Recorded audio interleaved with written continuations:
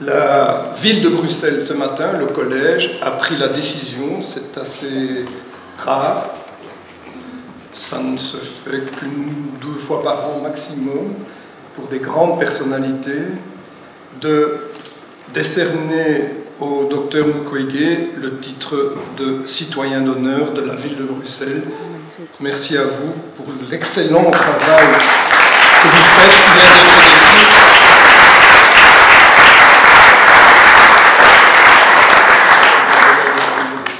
On se rend compte de ce qu'est l'horreur de l'acte qui est commis.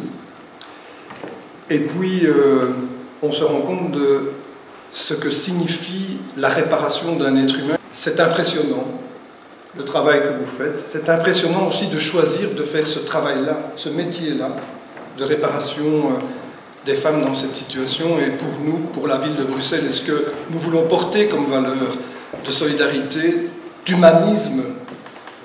Vous êtes évidemment, de ce fait, l'exemple même de ce que nous voulons soutenir et représenter. Merci pour votre engagement, merci pour ce que vous faites pour l'humanité.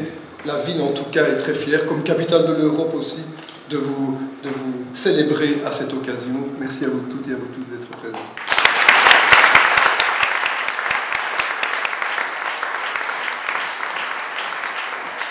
Messieurs le bourgmestre de la ville de Bruxelles, distingués invités à vos titres et qualités, chers confrères, chères consoeurs, mesdames, mesdemoiselles, messieurs, chers amis du Congo, merci de m'accueillir dans cette superbe salle gothique de l'Hôtel de Ville. Nous sommes profondément touchés par la solidarité de l'hôpital Saint-Pierre, des Médecins du Monde et de la ville de Bruxelles. Je voudrais, au nom des femmes victimes de violences sexuelles à l'est de la République démocratique du Congo, vous remercier du fond du cœur d'être présent.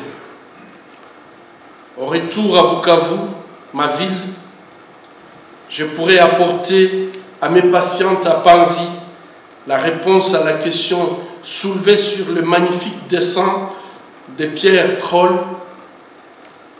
On pense à nous loin d'ici. Mesdames et messieurs, dans ce monde de plus en plus brutal, rude, violent, et dont les unes de nos journaux aussi entre guerre, crise économique et terrorisme, avec leur lot d'images horribles qui témoignent de la cruauté de l'homme. Et ici, je pense spécialement aux otages qui sont décapités et dont les images sont postées sur Internet.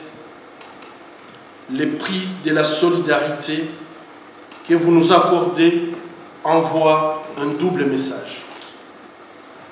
Par ces prix, vous dites au monde que tant qu'il y aura de la barbarie humaine quelque part, il y aura également des hommes et des femmes de bonne volonté qui s'élèveront pour la combattre. Mais si les hommes tardent à s'élever, ils finiront par le faire, car la survie de l'homme passe par sa solidarité avec son semblable qui souffre. Autrement dit, tout simplement, l'homme sera solidaire ou il disparaîtra.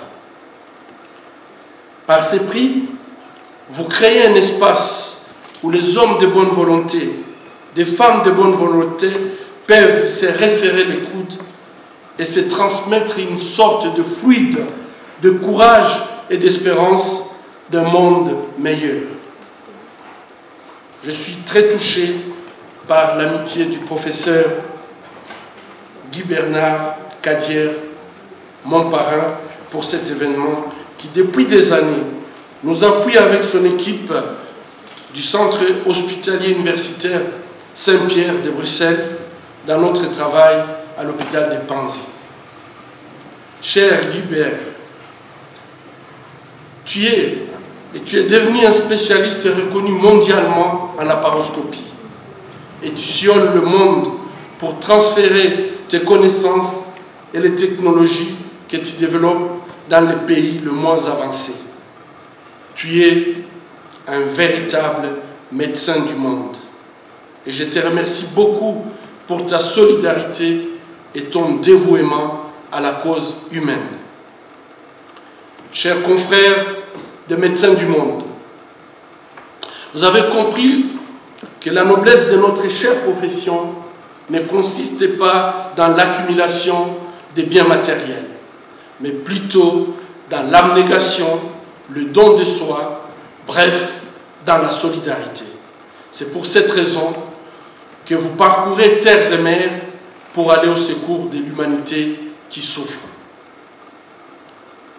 Nous vous remercions chaleureusement pour votre soutien et nous dédions ces prix à tous les médecins qui travaillent souvent dans des conditions difficiles pour honorer les serments d'Hippocrate. Nous dédions aussi ces prix à tous les défenseurs des droits de l'homme qui luttent contre l'impunité et se joignent à notre combat contre les violences sexuelles.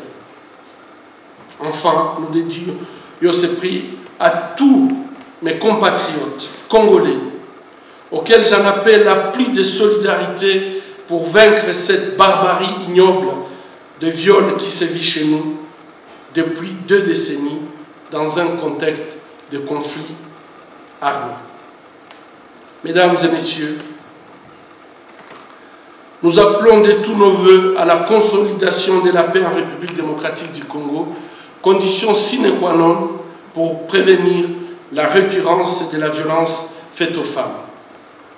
Nous avons placé beaucoup d'espoir dans l'adoption en 2013 de l'accord cadre d'Addis Abeba pour la paix, la sécurité et la coopération en République démocratique du Congo et dans la région, engageant 11 États et 4 organisations intergouvernementales.